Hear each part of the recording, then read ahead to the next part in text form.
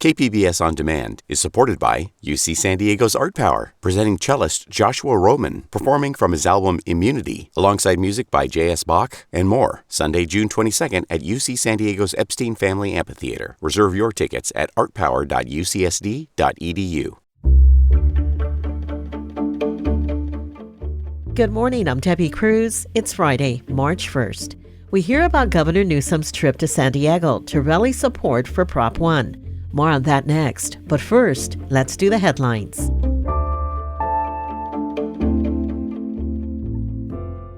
Two disaster recovery centers are opening today to help flood victims from last month's storms.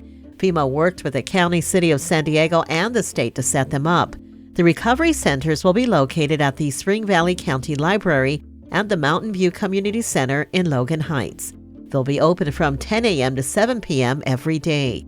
They'll offer information from the U.S. Small Business Administration, state agencies, and the county. The centers are an extra resource for disaster victims, but they don't need to visit a center for help. San Diegans can register for federal assistance and disaster loans on disasterassistance.gov. Flood victims can apply for federal assistance through April 19th. Today will be cool and there's a slight chance of rain, but over the weekend, it's back to rainy weather. High temperatures today will be up to 10 degrees below normal for this time of year.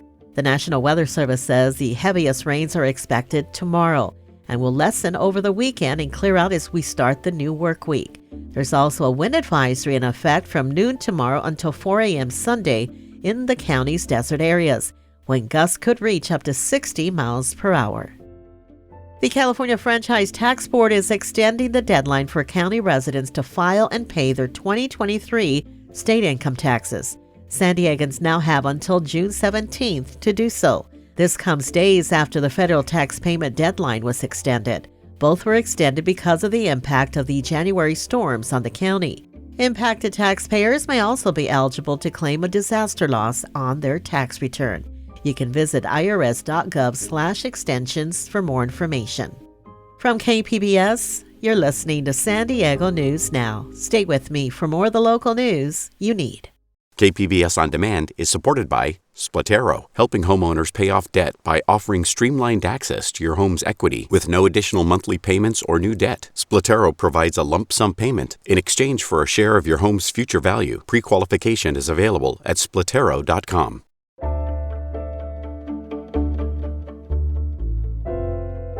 Governor Newsom was in San Diego yesterday, appearing alongside local leaders to rally support for Proposition 1.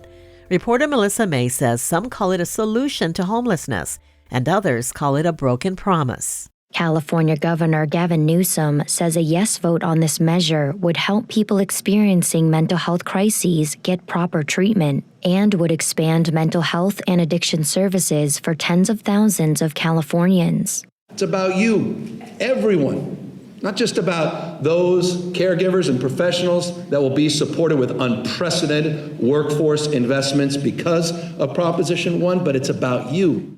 The American Civil Liberties Union opposes Proposition 1. Eve Guerra with ACLU of Southern California's Dignity for All project says Proposition 1 will cause thousands of Californians to lose access to life-saving mental health care, as that funding would be put into a small number of housing opportunities for the unsheltered. Melissa May, KPBS News. Also on the March 5th primary election ballot is the race to represent the 74th Assembly District. Reporter Thomas Fudge tells us that the race pits two candidates from the major parties against each other. Assembly District 74 includes Vista and Oceanside, along with San Clemente and Laguna Niguel in Orange County. It's a swing district where Republicans and Democrats have nearly even numbers of registered voters. Republican Lori Davies is the incumbent. She serves in a legislature that has Democratic supermajorities in both houses. But she says that doesn't prevent her from serving her district. I tell people, leave your politics and your party at the door. Let's talk policy. That's what we're up here to do.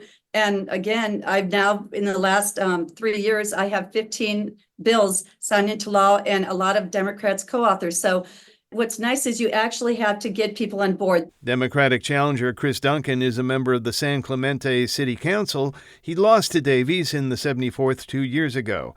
On California's $58 billion budget shortfall, he says he doesn't have a fix for it. What I do think is that we have a lot of programs and a lot of things that we've thrown money at, homeless being one of them, that we haven't seen any return on. We need to make sure that the programs that we're investing in are ones that really have a tangible return. Thomas Fudge, KPBS News.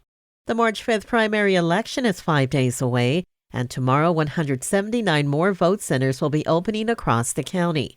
Here to talk about some of the City of San Diego races and what to expect after the polls close is KPBS reporter Scott Rodd. Scott, welcome to the San Diego News Now podcast. Thanks so much for having me. This is a primary election. What does that mean? Well, voters will be weighing in on candidates from president all the way down to local offices and measures. And, this is the first vote for Californians in the 2024 election, and it's going to narrow down candidates for the general election in November. San Diegans are voting for their next mayor this election. Why is this role so important? Well, the mayor is the CEO of the city. It's the most powerful position in the city. The mayor sets the direction, often proposes legislation that will go before the city council. The mayor also proposes a budget and hires top officials. So again, really the most powerful position in a city like San Diego. Of course, San Diego Mayor Todd Gloria is the incumbent. Who are his top competitors? He's running against several other candidates. There are a couple that have, risen above the others. Genevieve Jones-Wright is a Democrat running to the left of Gloria on certain issues like homelessness. She was a public defender for more than a decade and currently leads a community advocacy group. There's also Larry Turner. He's a no-party preference candidate. He's a police community relations officer. He's gotten some attention for supporting a proposal that would create a huge camping shelter for the homeless away from downtown and away from neighborhoods. But that plan still lacks key details of where exactly it'll be. And I'll note that both of those candidates have so far raised far less money than the incumbent, Todd Gloria. Going into this election, what are some of the issues the city of San Diego is facing?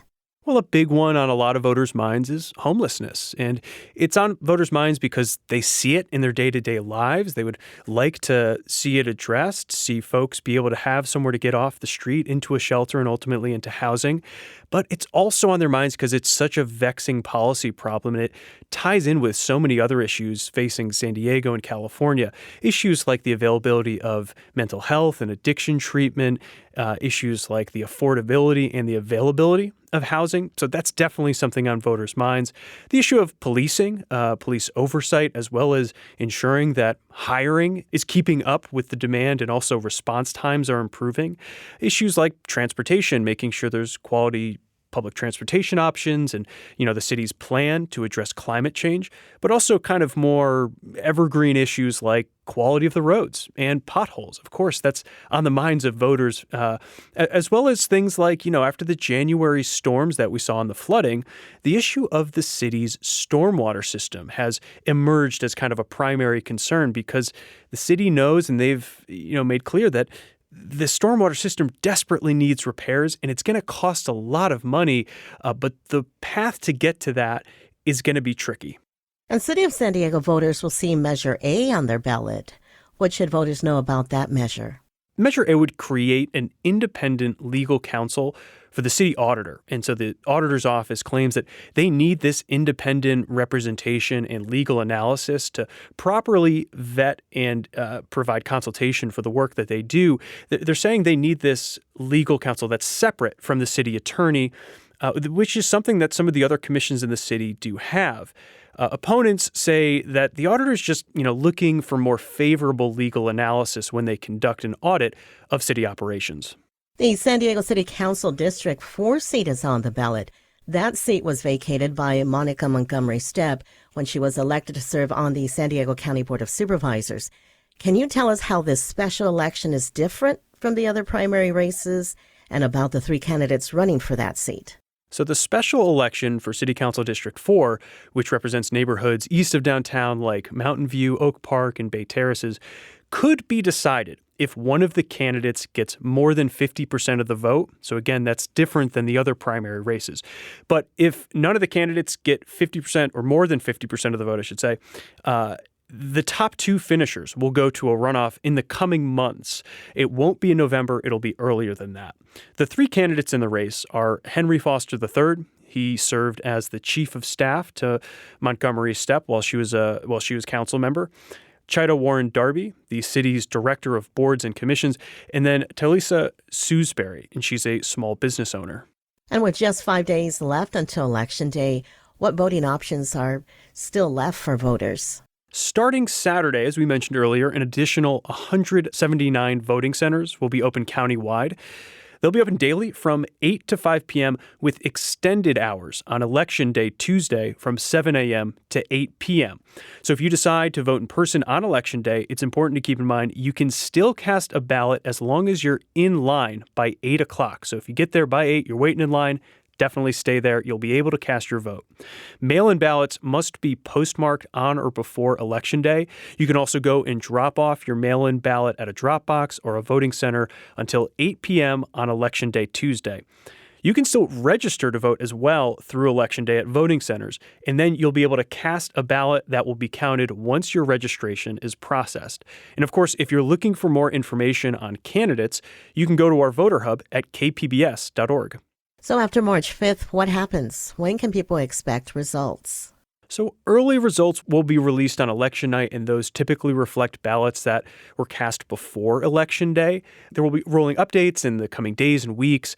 County officials technically have 30 days to count every vote and audit the election, but races are typically called by news outlets or conceded by candidates in the days or sometimes weeks after Election Day. I've been speaking with KPBS investigative reporter Scott Rodd. Scott, thank you for all this information and for joining me on the San Diego News Now podcast. I hope you have a great weekend, and don't forget to vote. Thanks so much for having me on.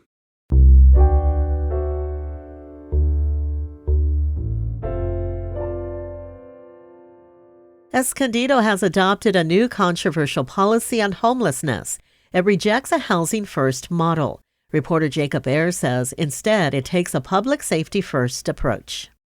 The policy is a worry for those who work in homeless outreach, including Interfaith Community Services CEO Greg Angel. The reality is, in Escondido, there are no available shelter beds.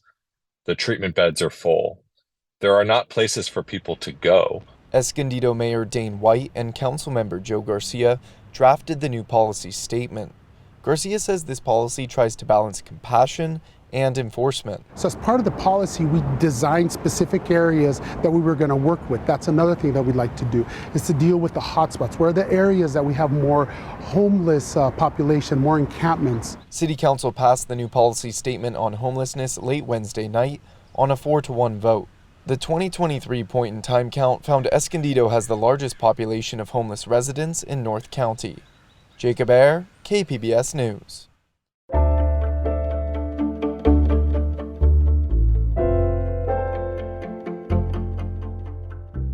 You can spring into color at the flower fields at Carlsbad Ranch starting today. There are more than 70 million flowers in bloom at the fields. Tickets are available online only. Single ticket admission is $23 for adults, $21 for seniors and the military, and $14 for children 3 to 10 years old. Admission is free for children under 3. The flower fields will be open through Mother's Day on May 12th. That's it for the podcast today. This podcast is produced by Emmeline Mohebi and edited by Brooke Ruth. We'd like to thank KPBS editor Nick McVicker for helping the podcast team this week. As always, you can find more San Diego news online at kpbs.org. Join us again on Monday to start the week together with the day's top stories. I'm Debbie Cruz. Thanks for listening and have a great weekend.